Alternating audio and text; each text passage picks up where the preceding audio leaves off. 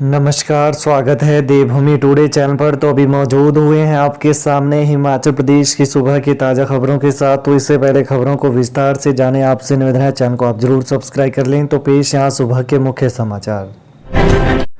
चंबा के साच दर्रा में बर्फबारी, अंधड़ से बिलासपुर जिले में मक्की की फसल तबाह। हिमाचल प्रदेश के चंबा में साच दर्रा में पिछले कल ताज़ा बर्फबारी हुई। अंधड़ से जिला बिलासपुर के कई इलाकों में मक्की की फसल तबाह हो गई। राजधानी शिमला सहित अधिकांश जिलों में पिछले कल दिन भर धूप खिली रही। वहीं जिला चंबा में पवित्र मणि महेश डल से लेकर गौरीकुंड तक 5.08 सेंटीमीटर और बैरागढ़ किलाड़ वाया साच दर्रे में 10.16, हुडान भुटोरी कानोजोत चहनी जोत में 5.08 सेंटीमीटर तक ताज़ा हिमपात हुआ है। वहीं पिछले कल तड़के भरमौर पठानकोट हाईवे तुनहट्टी और पंचपूला के पास भूस्खलन होने से कुछ देर के लिए बंद रहा। जिला बिलासपुर में सोमवार को अंधड़ से खेतों में लहलहा रही मक्की की फसल को काफ़ी नुकसान पहुंचा है। हिमाचल के विजय को राष्ट्रपति ने किया सम्मानित। स्कूल में मैथमेटिक्स पार्क और स्मार्ट क्लासरूम बनाया। 5 साल से एक भी स्टूडेंट फेल नहीं। हिमाचल प्रदेश के इकलौते शिक्षक विजय कुमार को राष्ट्रपति द्रौपदी मुर्मू ने दिल्ली के विज्ञान भवन में राष्ट्रीय शिक्षक पुरस्कार से सम्मानित किया। विजय कुमार कांगड़ा जिले के मोहटली स्कूल में गणित विषय के लेक्चरर हैं। उन्होंने इसी स्कूल से अपनी 10वीं कक्षा तक की पढ़ाई पूरी की। वहीं नेशनल टीचर अवार्ड के लिए उनका चयन शिक्षा के क्षेत्र में उनके बेहतरीन कार्य की वजह से किया गया। वहीं 47 वर्षीय विजय कुमार बच्चों को प्रभावी ढंग से गणित पढ़ाने के लिए information and communication technology ICT का बखूबी इस्तेमाल कर रहे हैं। बौद्ध धर्मगुरु दलाई लामा बोले, सुखी जीवन के लिए स्वार्थी चित्त को खत्म करने की जरूरत। मनुष्य को अगर सुखी और शांतिप्रिय जीवन बिताना है तो उन्हें अपने स्वार्थी चित्त और स्वार्थ भाव को खत्म करना होगा। वैसे तो हम हमेशा खुश रहना चाहते हैं, लेकिन स्वार्थी भावनाओं के कारण दुख में पड़ जाते हैं। सुखी जीवन के लिए हमें सुमिता और बोधचित्त का प्रत्येक दिन अभ्यास करना चाहिए। यह बात बौद्ध धर्मगुरु दलाई लामा ने पिछले कल मैक्लोडगंज स्थित तिब्बती मंदिर में आयोजित 2 दिवसीय टीचिंग के पहले दिन कही। वहीं दलाई लामा ने कहा कि भगवान बुद्ध ने विभिन्न चीज़ों का अनुभव करके कई बुराइयां नष्ट की हैं।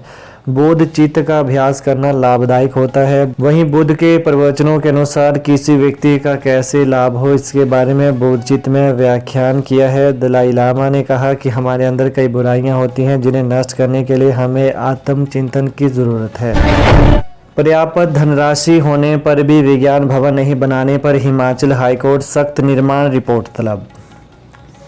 हिमाचल प्रदेश हाईकोर्ट ने पर्याप्त धनराशि के बावजूद जांगला स्कूल का विज्ञान भवन नहीं बनाने पर कड़ा संज्ञान लिया है।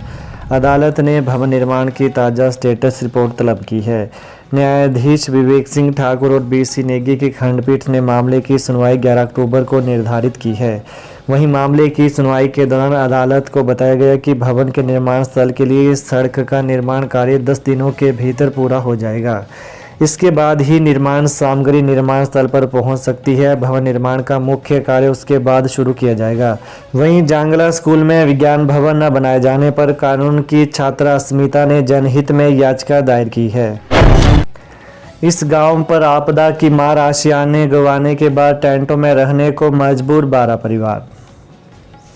मंडी जिला के अंतर्गत ताती ग्राम पंचायत हटोन के ठंगेहेड़ गांव में 14 अगस्त को हुई भारी बारिश के कारण कुछ घर गिर गए थे और कुछ घर गिरने की कगार पर है। आलम यह है कि कुछ लोग अपने आशियाने गंवाने के बाद टेंटों में जीवन व्यतीत कर रहे हैं और दुख इस बात का है कि प्रशासन द्वारा उनकी अभी तक कोई सुनवाई नहीं की गई है।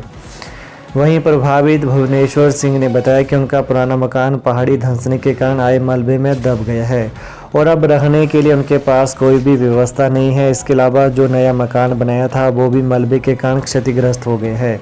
भुवनेश्वर ने बताया कि जिस दिन आपदा आई थी उससे 2 दिन पहले ही पिता का देहांत हुआ था। वहीं मातम में डूबे परिवार पर आपदा की मार पड़ी है और मजबूरी में वे टेंट लगाकर रह रहे हैं।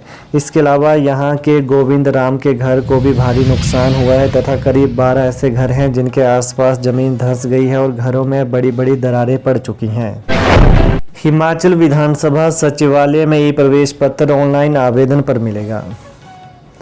मानसून सत्र के दौरान हिमाचल प्रदेश विधानसभा सचिवालय में ई प्रवेश पत्र ऑनलाइन आवेदन पर ही दिया जाएगा।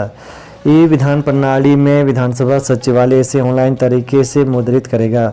वहीं यह आवेदन सभी ई प्रवेश पत्र पाने वालों के लिए अनिवार्य है। बता दें कि विधानसभा सचिवालय में ई प्रवेश पत्र की जांच के लिए पुलिस की ओर से कंप्यूटरीकृत जांच केंद्र मुख्य द्वारों पर स्थापित किए जाएंगे, जिससे कम असुविधा हो तथा जांच भी पूर्ण हो। QR कोड के माध्यम से फोटो युक्त ई प्रवेश पत्र को लैपटॉप के माध्यम से प्रमाणित किया जाएगा।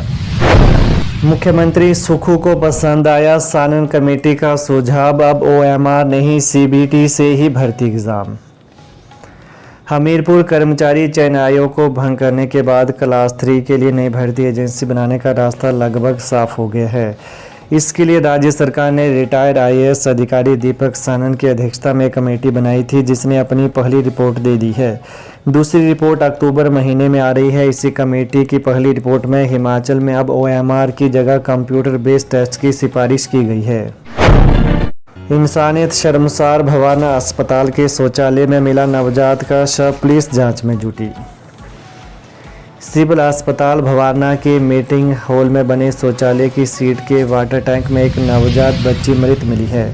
बच्ची के जन्म का अंदाज़ा 1-2 दिन का लगाया जा रहा है। जानकारी के मुताबिक मंगलवार को अस्पताल के मीटिंग हॉल में 2-3 दिन से बदबू आ रही थी।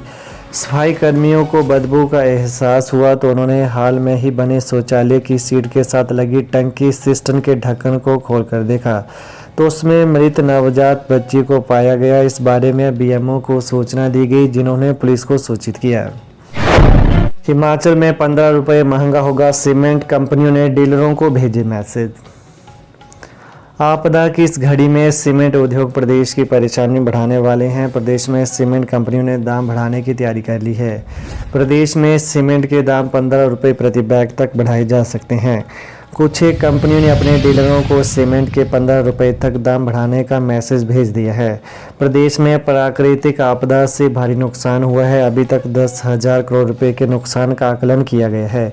वहीं भारी बारिश से जहां 2,500 मकान जमींदोज हो चुके हैं, वहीं 10,000 से अधिक मकानों को नुकसान हुआ है। हिमाचल में पुनर्वास कार्यों में सीमेंट की डिमांड बढ़ने वाली है। उससे पहले ही सीमेंट कंपनियों ने दाम बढ़ाने की योजना बना ली है। प्री नर्सरी टीचर वन मित्र पॉलिसी या कुछ और, आखिरकार क्या होगा 14 सितंबर की कैबिनेट में। मुख्यमंत्री सुखविंदर सिंह सुक्खू ने विधानसभा के मानसून सत्र से पहले कैबिनेट की बैठक बुलाई है। यह बैठक 14 सितंबर को दिन को 12 बजे होगी। इस बार देरी से हो रही विधानसभा के मानसून सत्र से पहले कई अहम फैसले इसमें लिए जा सकते हैं। सत्र में रखे जाने वाले विधेयकों के ड्राफ्ट को भी कैबिनेट मंजूरी देगी। वहीं हिमाचल भर में बरसात के कारण हुए नुकसान के बाद प्रभावित लोगों को संशोधित राहत राशि देने को लेकर भी कैबिनेट कोई निर्णय ले सकती है। वहीं विधानसभा में इसे राष्ट्रीय आपदा घोषित करने को लेकर संकल्प प्रस्ताव लाने का निर्णय भी संभव है। पेंडिंग रिजल्ट से लेकर नई भर्तियों के मामले भी इस बैठक में आ सकते हैं। वन विभाग में होने जा रही 3,000 वन मित्रों की भर्ती का मामला भी कैबिनेट में लगने के लिए तैयार है।